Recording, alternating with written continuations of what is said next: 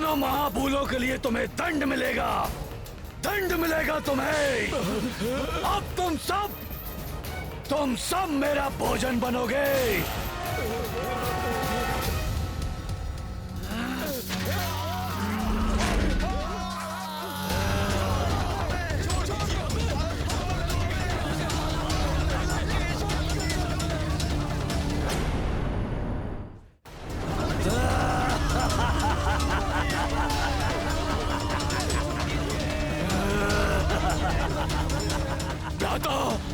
लंका पर संकट छाया हुआ है। लंकेश का जीवन भी संकट में है।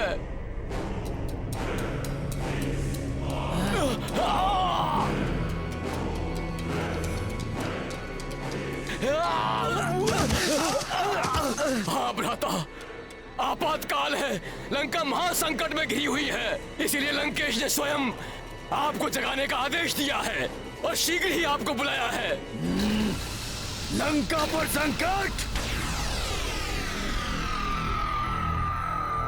यदि ये विकराल राक्षस युद्ध भूमि में आ गया तो हमारी वानर सेना के लिए काल के समान सिद्ध होगा। ये क्षण भर में विनाश मचा देगा। ये हमारी सेना में बहुत बड़ा संकट है ये महाराक्षस। कुंभकर्ण के होते हुए लंका और लंकेश पर किसी प्रकार का कोई संकट नहीं आ सकता। रावण चाहे किसी को भेजकर देख ले। हनुमान। प्रणाम प्रभु। कुंभकर्ण को भेजने वाला है रावण। प्रभु, लंका में रावण के आदेश पर कुंभकर्ण को जगा दिया गया है। मेरू पर्वत के समान विशाल काया है उसकी। महाविकराल राक्षस है वो प्रभु।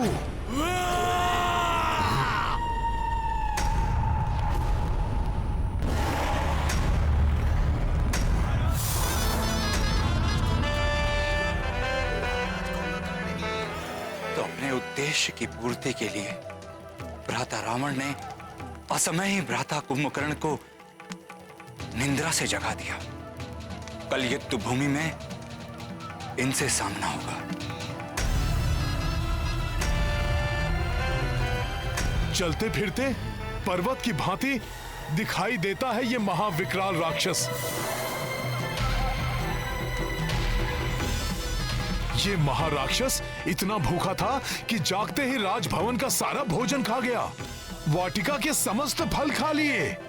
ये तो समस्त लंका को ही अपना ग्रास बना लेता, किंतु रावण को संकट में जानकर रुक गया। हाँ,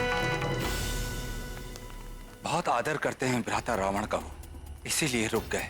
अन्यथा उन्हें देवता भी नहीं रोक सकते थे।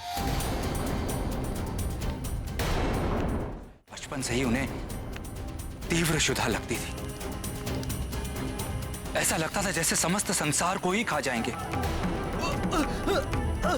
नहीं, छोड़ो मुझे।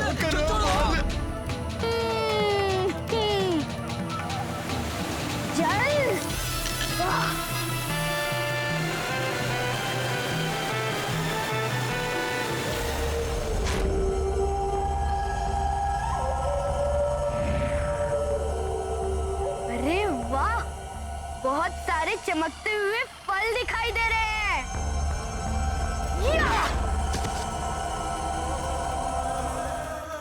यहाँ तो अनेक फल है खाने को।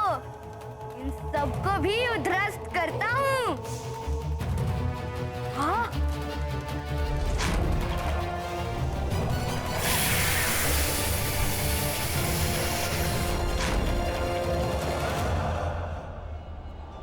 ये तो सूर्य की भांति तप्त है। इसे भी खा लेता हूँ, बड़ा आनंद आएगा।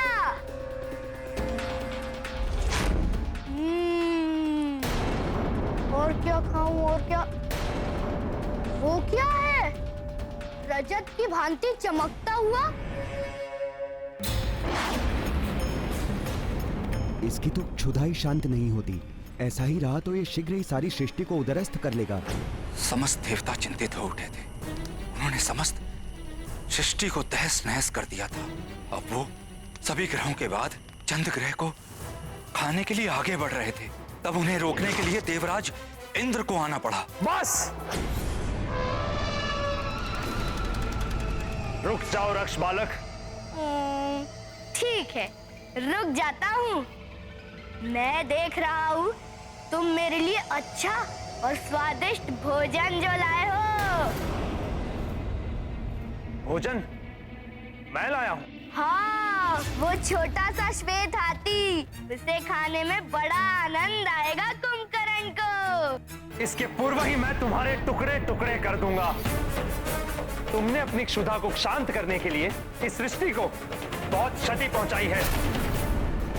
मैं तुम्हें रोकने आया हूं। तुम मुझे रोकोगे? ठीक है, तो रोक के दिखाओ। मैं इस हाथी को खा कर दिखाता हूँ।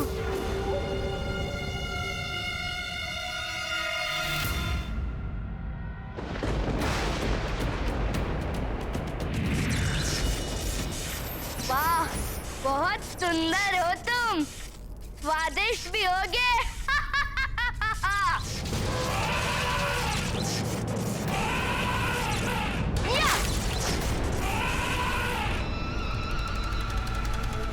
ओहो, कहाँ चले गए तुम?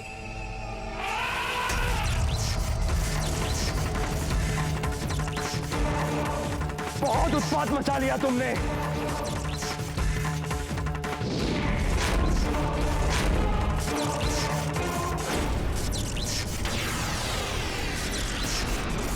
मुझ पर प्रहार किया तुमने। उतर जाओ इस हाथी पर से, अन्यथा मैं तुम्हें भी इस हाथी के साथ खा जाऊंगा। ये ऐसे नहीं मानेगा, यहाँ से जाने में ही भलाई है।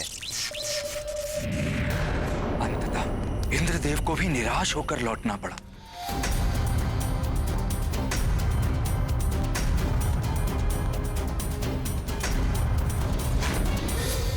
भ्राता लंकेश,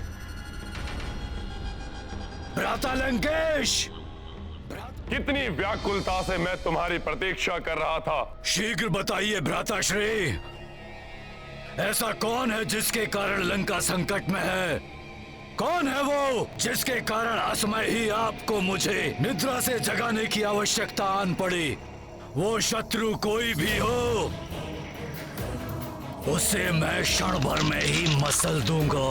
कुंभकर्ण, तुम्हारे निद्रा से जागने का अर्थ ही है शत्रु का चिर निद्रा में लीन हो जाना। मृत्यु की नींद में सोने का समय आ गया है उनका। परंतु मुझे शीघ्र बताइए, कौन है वो शत्रु? वो शत्रु है अयोध्या का एक वनवासी। उस वनवासी के उकसाने पर उसके अनुज ने हमारी बहन सूर्पणखा की नाक को काटकर उसे अपमानित किया। उसके बाद हमारे भाई खर और दूषण सहित 14 सहस्त्र राक्षसों का वध किया।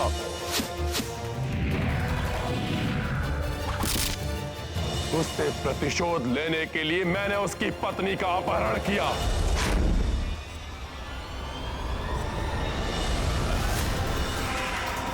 तो उसने एक वानर को भेजकर राक्षकुमार सहित अनेक राक्षस योद्धाओं का वध करके हमारी लंकापुरी को जला दिया। मैंने उन्हें साधारण नर और वानर समझने की भूल क्या की, वो तो वानर सेना को लेकर समुद्र पार कर लंका तक पहुंच गए। उन्होंने हमारे मुख्य सेनापति प्रहस्त सहित कई राक्षस योद्धाओं का वध किया। मेघनाथ का प्राण घातक नागपाश भी उनका कोई अहित नहीं कर सका। इसलिए मैंने तुम्हें निद्रा से उठाने का आदेश दिया। तो उचित ही तो किया उस वनवासी ने, तो उचित ही तो किया उस वनवासी ने, तो उचित ही तो किया उस वनवासी ने, तो उचित ही तो किया उस वनवासी ने।